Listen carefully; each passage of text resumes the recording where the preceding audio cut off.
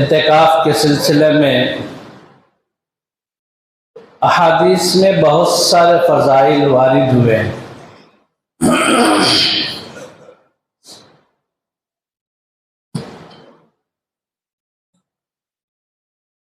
انسان جب اعتکاف کرتا ہے تو گویا کہ وہ اللہ کے در کو مضبوطی سے تھام لیتا ہے، پکڑ لیتا ہے۔ حدیث پاک کے اندر اس کے بہت سارے فضائل وارد ہوئے ہیں۔ حضرت ابو ہریرہ رضی اللہ تعالیٰ عنہ روایت فرماتے ہیں،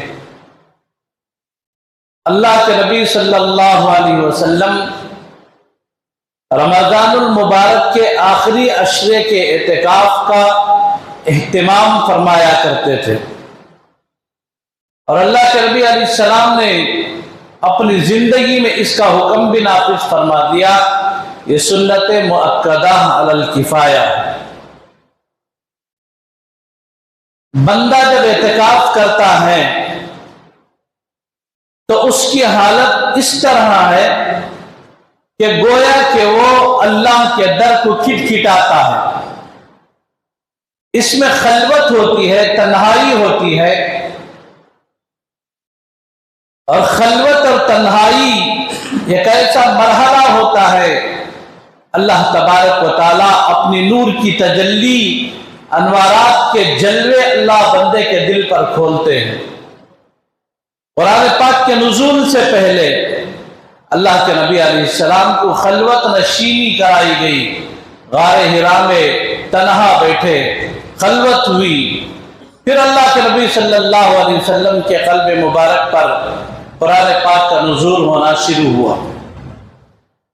اعتکاف کی حالت میں یہی ہے کہ بندہ اپنے گھر کو، اپنے در کو، بیوی بچوں کو، خاندان قبیلے کو چھوڑ کر اللہ کی بارگاہ میں بیٹھ جاتا ہے اور تنہا یکسو ہو کر بیٹھ جاتا ہے۔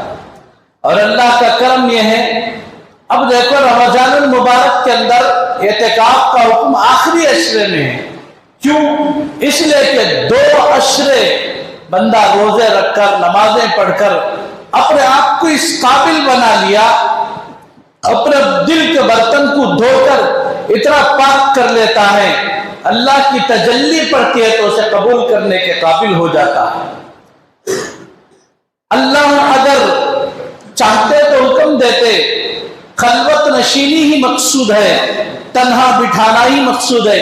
اللہ فرما دیتے جاؤ کسی پہاڑ پر بیٹھو جہاں پر کسی کا آنا جانا نہ ہو، جہاں پر کسی سے تعلق نہ ہو، جہاں پر کسی سے تمہارا تعلق نہ ہو، یہ بھی اللہ حکم فرما دیتے۔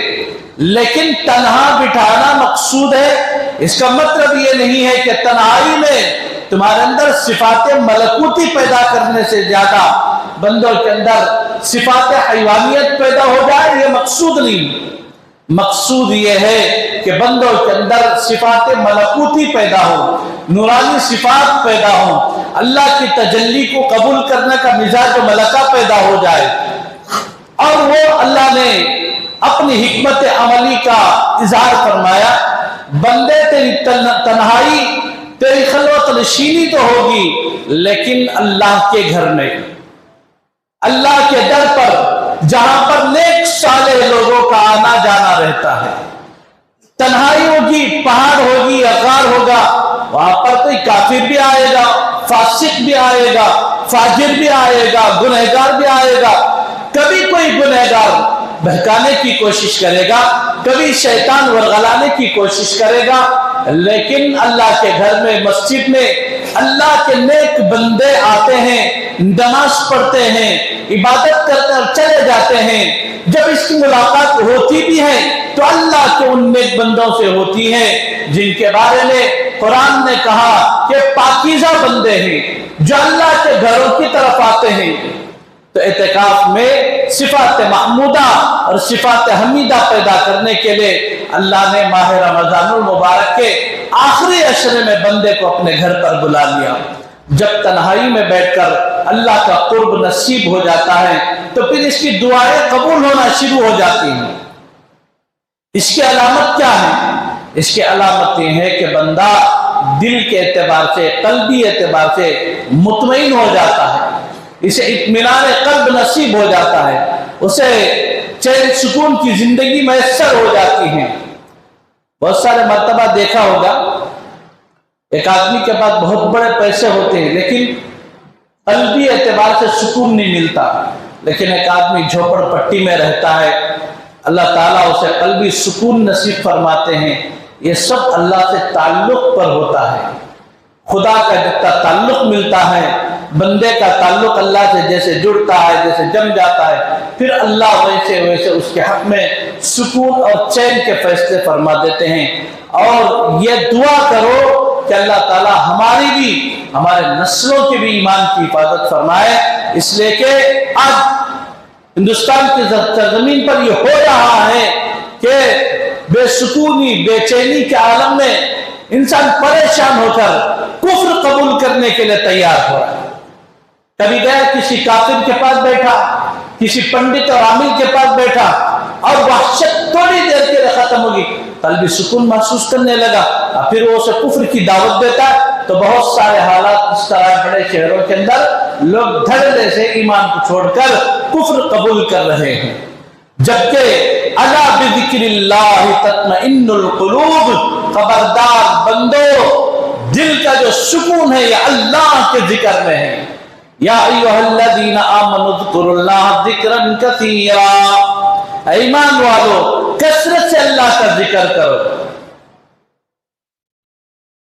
تو بندہ جب اللہ کو یاد کرتا ہے، کثرت سے اسے یاد کرتا ہے، تو پھر دل کا جو مسئلہ ہے اس سکون کی طرف تبدیل ہو جاتا ہے، اللہ اس کے دل میں چین اور سکون عطا فرماتے ہیں۔